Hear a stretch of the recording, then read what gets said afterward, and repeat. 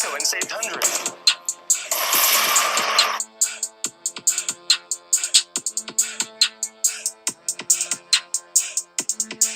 What's going on, guys? Welcome back to the Hold the Phone podcast. I'm your host, Alex, joined today by my co-host, Ryan.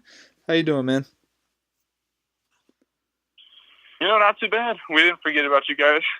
We got a super late recording, but couldn't go a week without Hold the Phone. Of course not. But we had to see how the tournament games were going to play out, and then, we both had work today, but we're here. We made it. That's all that matters.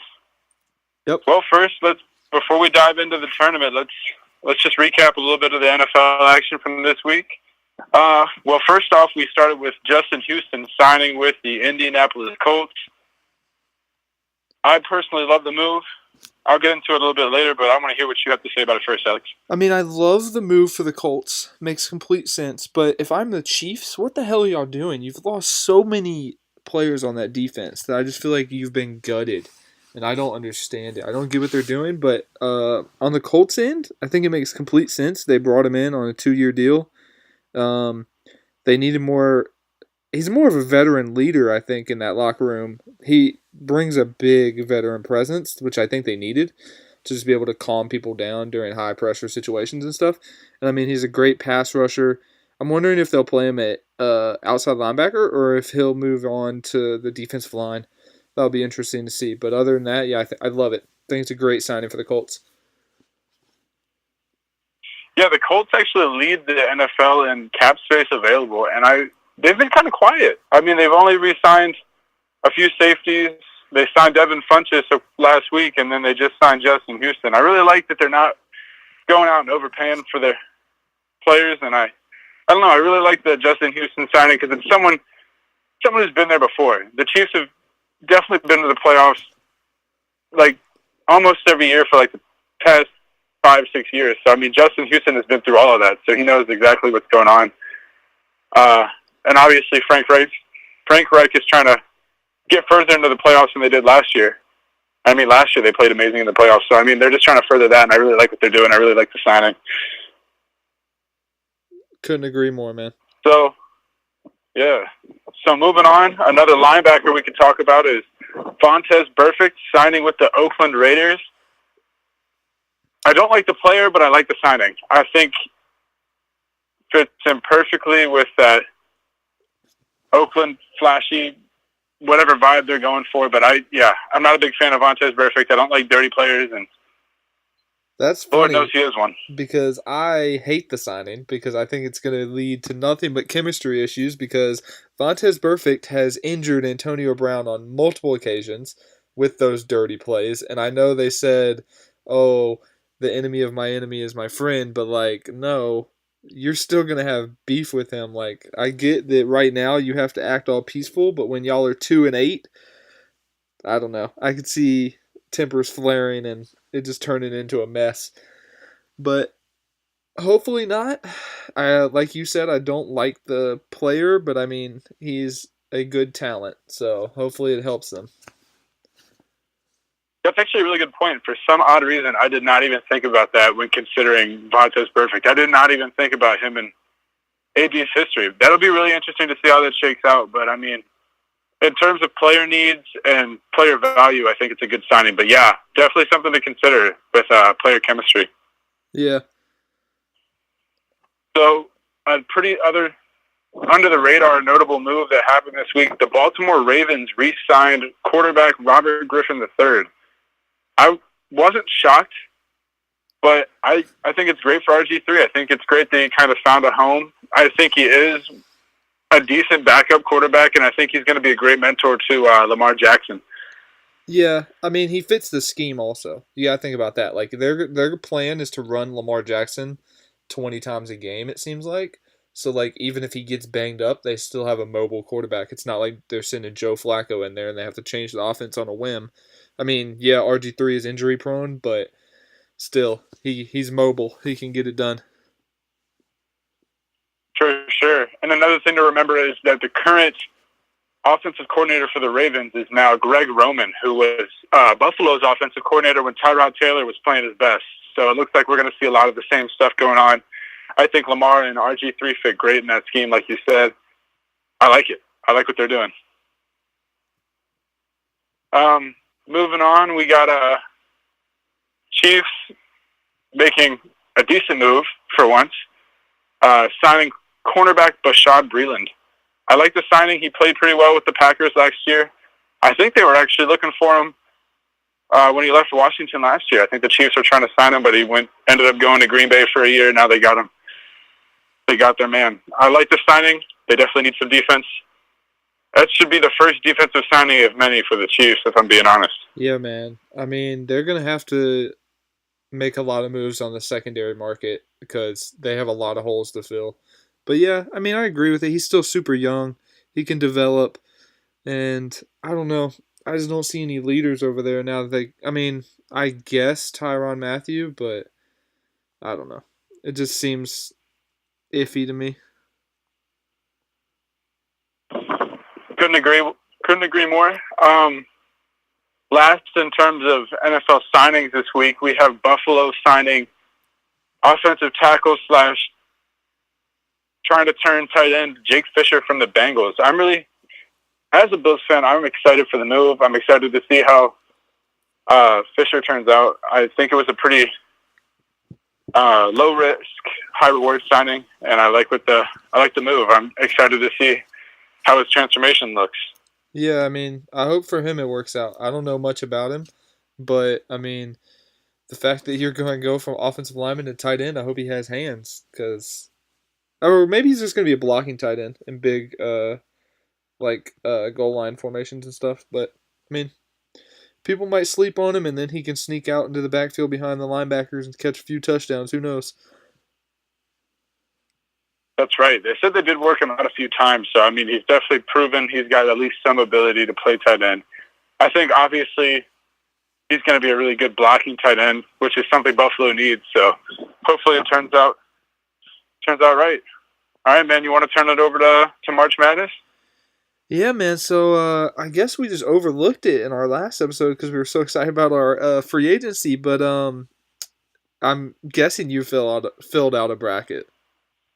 Oh, of course, multiple. Oh, but before we get into that, one more NFL thing that I forgot to go ahead. mention. We were too busy talking about signings. We forgot to mention a huge headline yesterday. Rob Gronkowski of the New England Patriots has decided to retire after 9 seasons. I don't even know what to do. I'm in awe. I mean, it's been like I've been waiting for this moment my entire life. Now I just need Brady and Belichick to retire. I mean, it shocked me, honestly. I didn't think if he was going to retire, it would take this long for him to announce it. Like, when I got the news, I was like, what? But, I mean, good for him. Everybody who has mentioned anything says that he has tons of money saved. I don't think he'll go into commentary. I just don't see him doing it. But who knows? Maybe he will. He can't be worse than Witten. I mean, well, hey, who knows? It could be. He'd definitely be more entertaining. They actually say he's really, he's not, common sense smart, but they do say that he's really, his football IQ is really high up there. So, I mean, maybe he would make a good commentator.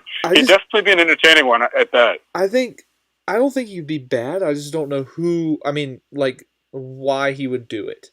I feel like he's getting out of the game to ride off into the sunset, but who knows? Maybe he wants to pursue that in the future. But, I mean, let's go. Gronk retired. Oh, man. Just keep taking those weapons away from Brady. Let's get him out. I agree. But now one argument that has been kind of prevalent the last 24 hours or so, is Gronk a first ballot Hall of Famer in your eyes? I mean, yes, definitely a first ballot Hall of Famer, but these claims that he's the greatest tight end of all time, well, that we need to slow down with, because I don't think he's the greatest tight end of all time. I mean, he's definitely in the conversation, but yeah, I think he's a first ballot Hall of Famer. I mean, he has 3 Super Bowls, right? 3 or 2? 3. Yeah, 3. I mean, he's a beast. I mean, when he's healthy, he's one of the best tight ends of all time. So yeah, I think he's a first ballot Hall of Famer for sure.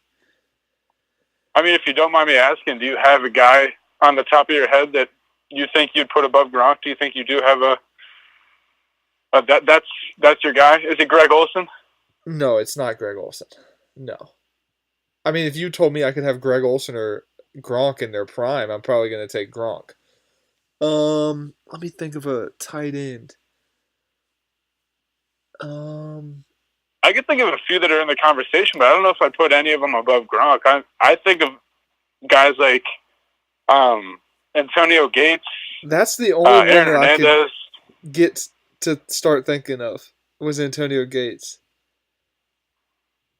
Kellen I'd also Winslow, think if he of wasn't such a what's terrible that guy's person. name? I'm blanking on it. It's the guy that played for the Chiefs and the Falcons. Tony Gonzalez, that right there. Thank you. Ooh, he might be the greatest tight end of all time. Yeah, I think it's a 3-man race between Gronk, Antonio Gates, and Tony Gonzalez. Yeah. That's in Now my that I'm opinion. thinking about it, he might be the greatest of all time, Gronk. I don't know. He's up there, but Tony Gonzalez is a good pick. That was a good call by you. Thanks, man. Other than that, like other than Gronk and Tony, like I can't think of it like as many guys that are just as dominant as them. I definitely, if Gronk's not the greatest, he's definitely a close number 2. Yeah. Maybe we should make that a poll this week on Twitter. If Yeah, I Tony think we Gonzalez should. or Gronk is better. Definitely. I think we should. We'll put that up probably tomorrow. For sure. But yeah. Do you like one last question? Who do you think the best tight end in the NFL is right now? Now that Gronk is gone. Oh, Travis Kelce. Yeah, I saw that poll too, and I voted for Kelce also. Zach Ertz, I'm sorry. I love you. I love your game, but I think you're number 2. Kelce's definitely number 1. And I think give George Kittle 2 more years and a healthy Garoppolo, he could be up there. He's a beast. Easily. Because, you have to think, excuse me, I'm going to say Garofalo. That's not right. Garoppolo, he spent like the first 3 years of his career throwing a Gronk, so, he's used to dominant tight ends. So, I know he can definitely turn Kittle into one of those guys. Yeah, exactly, man. I think Kittle's going to be a beast in the future. But I guess now we can switch over to a little bit of NCAA basketball with March Madness going on. Like I said earlier, I know you probably filled out a bracket. Do you have any of them that are still intact through the first weekend? Not fully, but like for the most part. I got a few decent ones actually. Like I called upsets like Liberty and I can't think of the other ones. I called Oregon. I just got a little upset crazy. I called upsets like Yale and Belmont, and they came close, but it didn't happen. I had about the same. What about you? Yeah, I had crazy ones. Like I had Yale winning. I had UCF beating Duke. That was a heartbreaker for me yesterday. But I guess dude, close. We should probably talk about the round of 64 first. What was your big takeaway from the very first round, if you have one? Coming from a UVA fan, my big takeaway is that UVA is not where they want to be, but they're definitely not who we thought they were going into the tournament. I think that we kind of put the whole loss to the 16 seed UMBC stuff behind us, out the gate, man. But I think Tony Bennett and his squad showed resilience when they came back. That was just a remarkable game. I was scared out of my mind. Dude, I was scared for you. I think that proved a lot. I was sitting I was sitting there watching it thinking, are they really going to lose back-to-back to a 16 seed? But no, they got it together. But I think they're a defensive team, so I think every game that they play this tournament is going to be scrappy. It's going to come down to the end. Here's a question for you, though, being a UVA fan. How long do you think before Tony Bennett leaves to go to the NBA or to another college? I can see, if I'm being honest, and I'm not just being biased here, I think Tony Bennett might be a lifer. I think he might be like a Coach K or Roy Williams type guy. I don't think Tony Bennett can be successful in the NBA. Tony Bennett is a defensive guy, and that type of style, that slowing the pace down, that's not what the NBA is looking for. That's literally like the exact opposite of what the NBA is about. Although he produces great NBA players like Joe Harris and Malcolm Brogdon, Justin Anderson,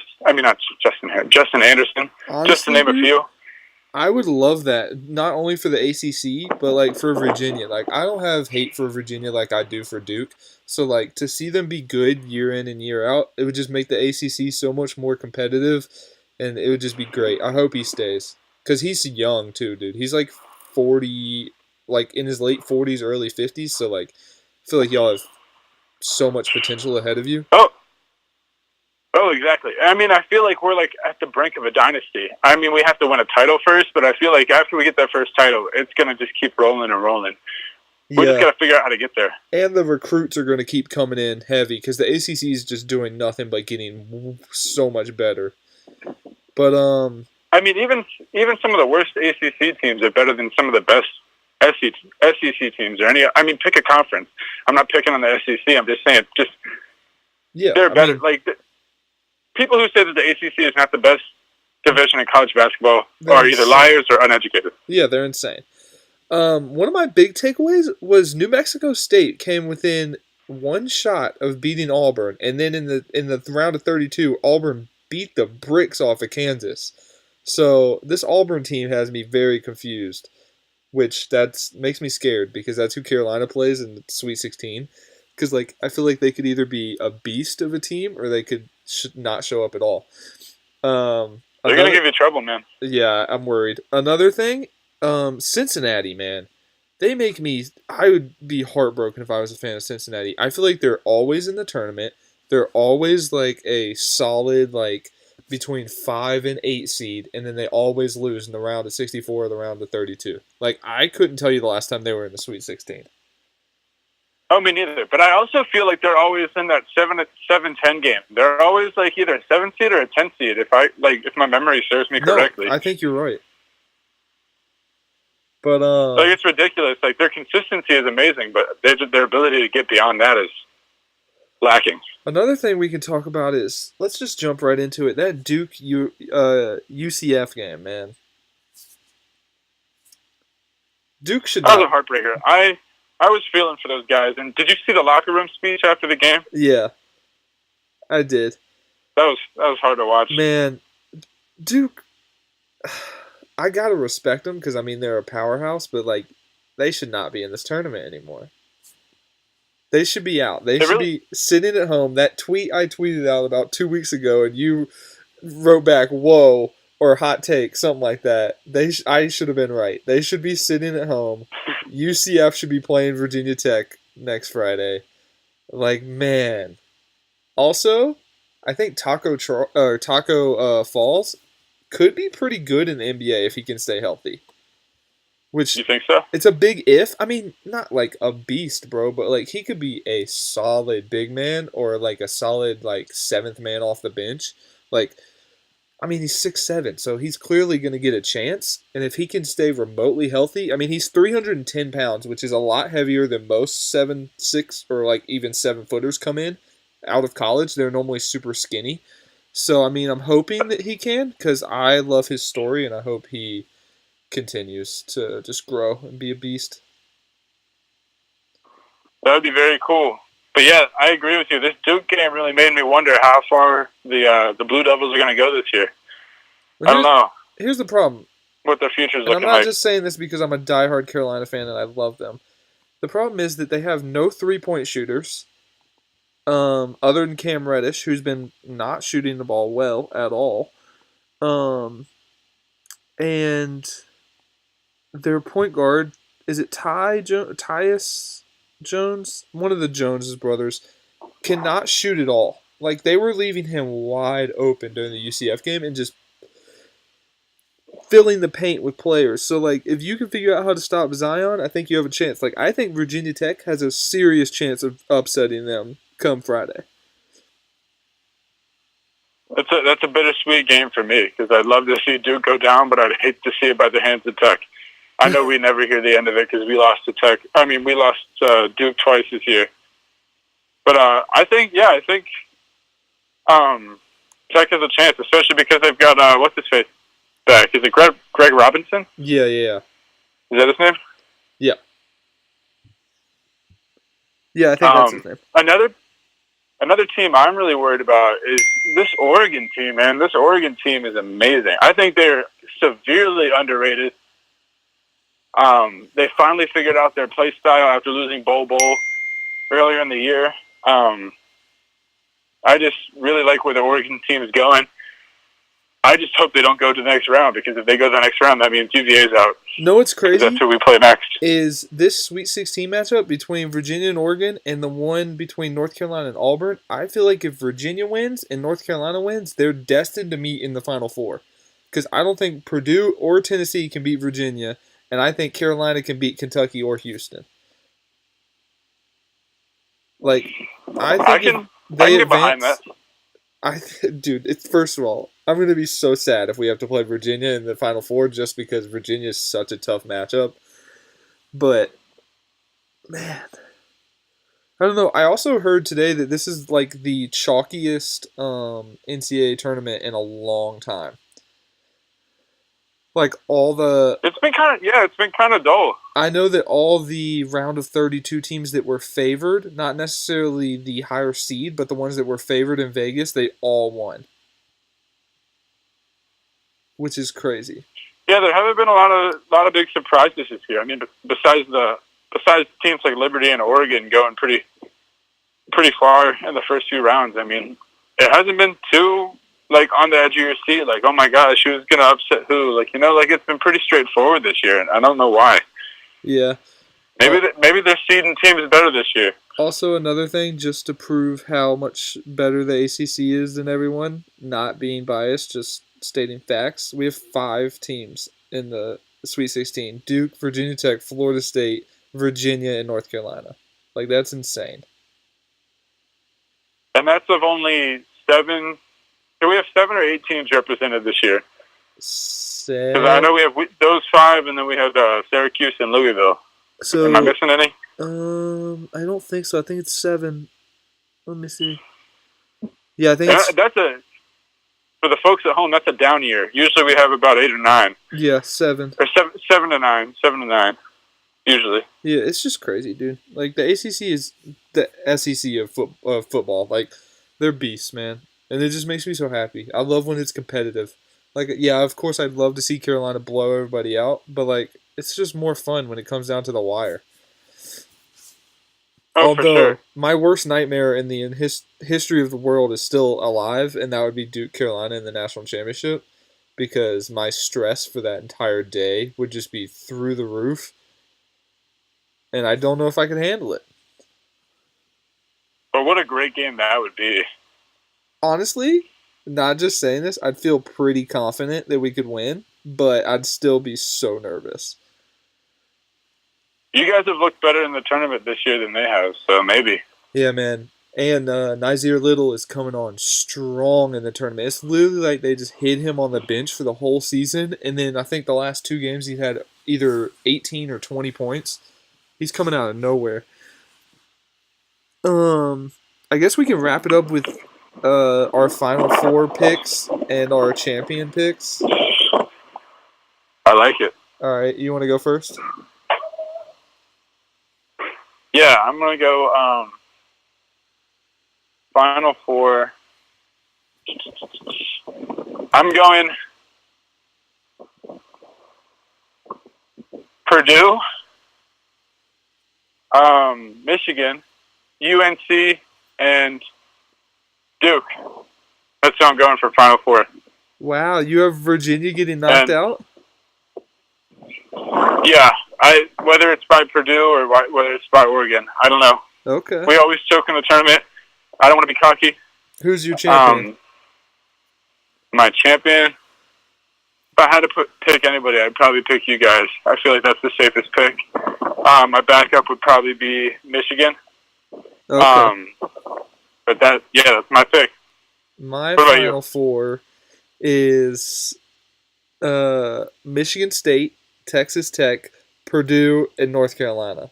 And then I have North Carolina beating Michigan State in the championship. Okay, I like it. Some variety there. Definitely gives Duke the chance to get upset. I like the Michigan State upset. I think they might be able to do it if Tech doesn't beat them to it.